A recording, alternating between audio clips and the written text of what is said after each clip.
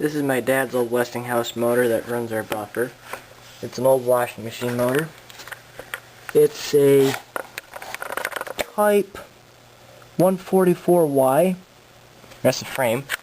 And let's turn it on because my battery's going a little low.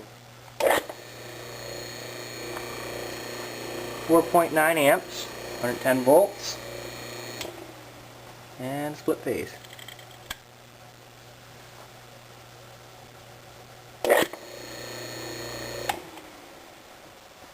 So that's it for now. You got to see the old 1920s Westinghouse motor. I'll show you the emblem. Here you go, proof it's a Westinghouse. Brass tag,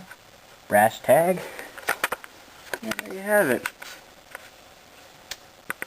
I'll try and show more of this motor in the daytime when it's a little bit brighter. It's getting dark out now.